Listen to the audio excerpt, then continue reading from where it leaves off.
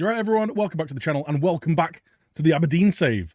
We've got the season properly underway now. We have played the vast majority of our games in the Champions League group. We've got a decent way into the league as well. The less said about that, the better. But also, we've had another little cup run. Let's have a look, shall we? So to start off, I'll take you through the Champions League games. A couple of unfortunate ones, and one really good performance, actually. So we have actually had some good performances in the group stage. Now, I do want to preface this with my plan was basically to rotate in the Champions League, get some of the players some game time against teams that we probably weren't going to beat. So Barcelona, Liverpool are just losses in my mind. We might be able to nick some stuff from Bayer Leverkusen, as you can see. A 3-1 win did happen. But even my rotated squad has been doing well. So the first group game was a 2-1 loss against Barcelona, one that we were good value for, to be honest. It took them a 93rd minute goal to get that win. So that was disappointing, but I'll be honest, kind of expected. We then followed that up with a 3-1 win against Bayer Leverkusen. 2 goals from Adam, 1 from Ethan Laird, lots of yellow cards. But again, a really good performance at home. Gives us 3 points in the group. Gives us a sniff of finishing third and dropping into that Europa League qualification spot, which, I've got to be honest, with the group that we've got, has got to be our goal. We then followed that up with a very disappointing 5-0 loss. There was a couple of cheesy goals, a lot of set-piece goals in this one. I'd given up by half-time, so yeah, that was a goner of a game. Then we had them at home, and we went into the 90th minute, 2-2, down to 10 men after the 60th minute. On the 80th minute, we had a gilt-edged chance to take the lead, and the guy that has been scoring all of the goals this season, Adam, missed an absolute sitter. I was absolutely gutted. Then they take it down the other end. They get a 90th minute winner and a 94th minute fourth goal to make it look even more comprehensive. But this game was a lot closer than the scoreline would have you believe, even than what the stats would have you believe. They were having a lot of shots, but not a lot of great XG. Most of their chances came after we went down to 10 men. As you can see from the XG graph here, we were playing well. We had a couple of really, really good chances.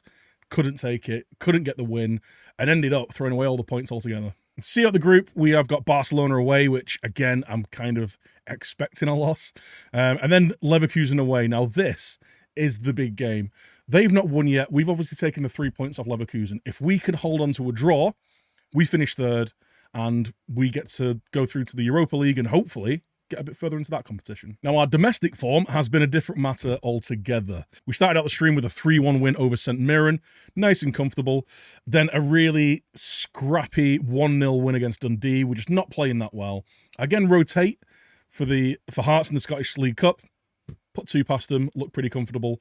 And then this absolute nightmare of a game happens. Ross County, my bogey team. I hate this club. They always seem to find a result against us. They go 3-0 up from 4 shots. My keeper has an absolute mare. Stanton Lunderloo manages to come off the bench to make it look a little bit more acceptable, but it was just an awful performance. We weren't marking anyone. There was no one following any runners. We weren't creating chances. We were passing the ball straight to him. It was just awful. And then we followed that up with a heavy 4-1 loss at home to Rangers. Now, this game was really, really frustrating. It was a game that we definitely didn't deserve to lose that heavily, arguably deserved to win. They scored from some really it was really good finishing, but it was just like criminal defending from us. We created some really good chances, couldn't finish it. They got a penalty in the 92nd minute, which boosted their XG massively, but there's no way we deserve to lose. I don't think we deserve to lose at all, let alone that heavily. So that stung a little bit. We then followed that up with a drab 0-0 against Hearts, and at this point, we are struggling to even score. We're just looking incompetent in front of goal. We can't defend properly. I couldn't figure it out. I am doing little tactical tweaks here and there to try and figure out how to fix it.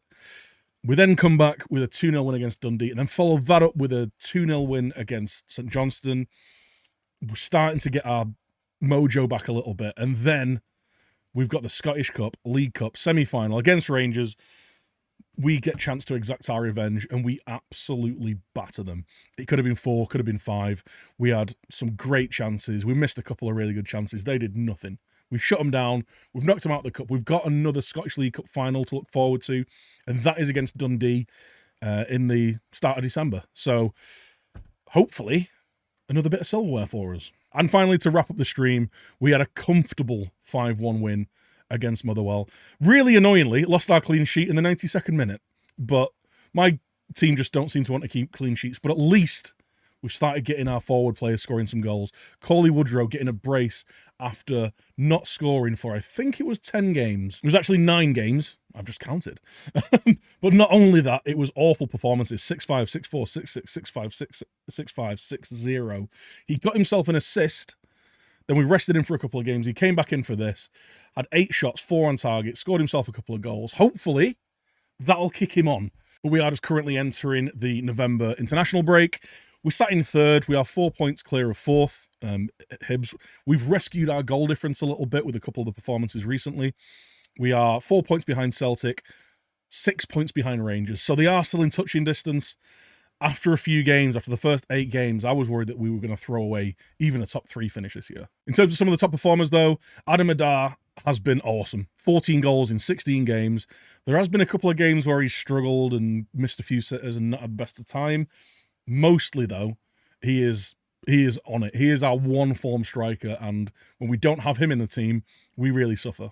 Man of the season so far, though, is Calvin Ramsey. He is playing out of this world. 7.72 average rating. He's got 14 assists and 2 goals in 13 starts.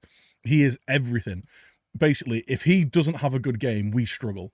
He's creating everything from that right-hand side. He's creating through balls, crosses. He's also our set-piece guy as well. Everything goes through him. He is wanted as well. Sheffield United are sniffing around. We do have a £20 million asking price on him. It's not a minimum fee release clause. It's just what we're asking for him. So hopefully we can keep hold of him. I have got my eye on a few players that could come in if he does go, but he would be a huge, huge loss. I'm hoping we don't have a similar transfer fiasco going down to the line that we did with Gunnarsson. Again, he's been all right. He's not been actually anywhere near as good as he was last year. Kept 6 clean sheets in 18 games, so he's doing all right. And he is improving all the time, but he just looks a little, I don't know, looks a little bit shaky. Maybe it's the new look defensive line in front of him. There we have it, guys. We managed to wrestle a little bit of form back in the team. We're actually going all right in the league. We've got a cup final to look forward to, and hopefully we'll be going through to the Europa League knockout stages. A little bit more money there, a little bit more exposure, a little bit more reputation. Can only be good for the club and for the country. But as always, guys, if you've enjoyed the video, please do leave a thumbs up. If you're new around here, please do leave a subscribe. Let me know if you've been dropping into the streams as well. I am live pretty much every day over on twitch.tv/VikingDan. And if you are dropping in the live streams, let me know you came from YouTube. It'd be great to see you. But that's it from me for now. Hopefully I'll see you in the stream later, 2 PM. Take it easy.